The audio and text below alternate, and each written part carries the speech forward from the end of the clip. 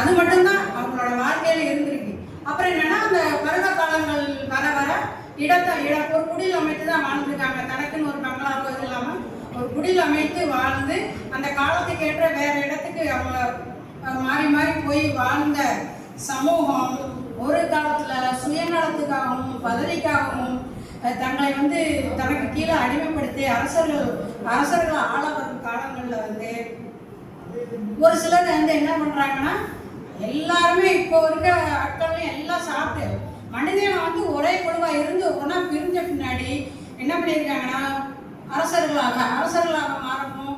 இந்த உழைக்க சோம்பேத்தனப்பட்டுக்கிட்டு அந்த உழைச்ச சமைச்சு சாப்பிட கூட சோம்பேத்தனப்பட்டு எல்லாமே சொகுசா வரணும்னு தன்னோட அறிவுத்திறன் இருக்கோ இல்லையா அந்த பொதுவாகவே சோம்பேறிகளுக்கு ஐடியா நிறையா வரும். இப்போ இந்த வேலையை எப்படி செஞ்சுட்டு போனால் இதை சாப்பிட்டா செய்யலாம்னு தோணும். அந்த மாதிரி இந்த உழைக்காமல் அடுத்தவங்க உழைப்பில் வாழ நினைத்த மக்களால் அடிமைகளாக வாழ்ந்து இன்னும் அடிமைகளாக வாழ்ந்துட்டு இருக்கோம். அந்த காந்திஜி காலம் வரைக்கும் அடிமைகள் இப்போ வேற ஒரு பொருளை நம்ம உச்சரித்து அதை இன்னும் வாழ்ந்துகிட்டே இருக்கோம்.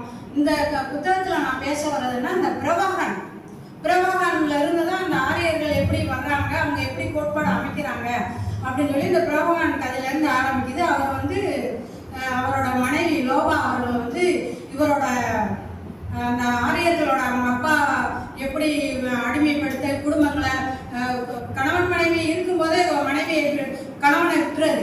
2 வயசு பிள்ளைகளே விட்டுறாங்க, அழுகுறாங்க. ஏன் நம்மள்கிட்ட தங்கம் பொன் பொருள் எல்லாமே இருக்கு, அப்புறம் ஏன் விற்கிறாங்கன்னு சொல்லி கேட்டாலும் இவங்கன்னு ஒரு கோட்பாடை வகுத்துக்கிறாங்க. அந்த பிரபாகரன் ஒரு 4 வருஷமா அவங்க அந்த 3 வேதங்களையும் படிச்சு மனப்பாடம் பண்றதுக்கே அவருக்கு தன்னோட 16 வயசு வரைக்கும் அதுல முடிச்சிடறாங்க. அப்படி முடிக்கல கேட்கிறா லோபா நீங்க இந்த எல்லாமே மக்களை ஏமாற்று வேலை தான் செய்யறீங்க அப்படின்னு சொல்லல இதை நீ கண்டுபிடிச்சிட்ட. இருந்தாலும் அடிமைகளை கண்டு நாங்கள் அடிமையில் இருக்கிறதுனால தான் நம்ம நல்லபடியா வாழ முடியும். பிரபாகரன் ஒரு கோட்பாடு உருவாக்குறாரு. அது என்ன கோட்பாடுனா கடவுள், மறுபிறவி, ஆன்மா. இதெல்லாம் பிரபாகரனா உருவாக்குற பிரம்மம் சொல்லிட்டு அந்த பிரம்மம் கண்ணுக்கு தெரிய வேண்டும். இருந்தாலும் யாருக்கு தெரியாது. இப்போ அந்த ஓமம் வளர்க்குறாங்க நமக்கு நல்லதுன்னு நம்ம நினைக்கிறோம். ஆனால் அவங்க பேசுகிற சான்ஸ்கிரிட் வார்த்தை எது நமக்கு புரியுமா? அந்த மாதிரி அவங்க பிரம்மத்தை உருவாக்கினோடனே பிரபாகரன் தான். அவர் சொல்றாங்க வசிஷ்டரும் விசுவாமித்தரும் தன்னோட வயிற்று பிளப்புக்காக அந்த ஸ்லோகத்தை உருவாக்கி இருக்காங்க. அவங்க வயிற்று பிளவுக்காக நம்ம ஸ்லோகத்தை உருவாக்கி நாங்கள் மக்களை ஏமாற்றி உழைக்கிறோம். அதை நீங்கள் நல்லா தெளிவாக கண்டுபிடிச்சிட்ட அப்படின்னா அப்போ அந்த லோபா ஒரு வார்த்தை சொல்லுவாங்க.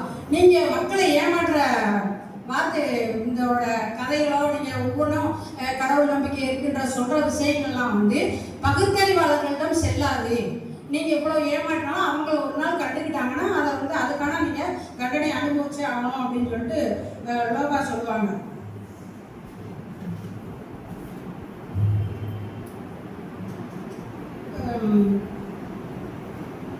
இந்த அடிமைகளோட இது எப்படின்னா அரசர்கள் அரசர்களை உருவாக்கிட்டு புரோகிதர்கள் மாறி புரோகிதர்கள் எப்படின்னா தன்னுடைய வீட்டு குழந்தைகளை கூட அரசர்களுக்கு ஏன்னா அவங்க சுகமா வாழணுமேனு அந்த மாதிரி கொண்டு அடிமைகள் குடும்பமாகவும் அந்த அரசர்கள் பிராமணர்களுக்கு என்னன்னா நிலங்களையும் கொடுத்து அந்த நிலத்தை நம்ம ஒரு காலத்துல சிற்றரசர்களா இருந்திருக்காங்க. கொஞ்சம் நிலத்தை வச்சு அதுக்குள்ள அரசர் குழுவா அரசர்கள் இருந்ததா அப்படியே அவங்க என்ன பண்ணியிருக்காங்கன்னா அந்த அரசர்கள் இந்த பிராமணர்களுக்கு நமக்கு யாகம் வளர்த்து நமக்கு நல்லது செய்யறாங்கன்னு நினைச்சிட்டு அப்படியே கொடுத்து அடிமைகளையும் விற்கிறனால இன்னமும் இப்போ அந்த கடைசி பதில அடிமைகள் சொல்றாங்க மீண்டும் மீண்டும் எங்கள் மீது உப்பை தேய்க்காதீர்கள். நாங்கள் அடிமைகளா அந்த அடிமைகள் பேர்ல காந்திஜி என்ன சொல்லியிருக்காரு, ஹரிஜன்ஸ் சொல்லியிருக்காரு. ஆனாலும் எந்த காலத்துல இந்த அடிமைகளாக அந்த ஒவ்வொரு கதையும் 68 ஆண்டு தலைமுறைக்கு முந்தினது 108 தலைமுறைக்கு முந்தினதுன்னு வரும்.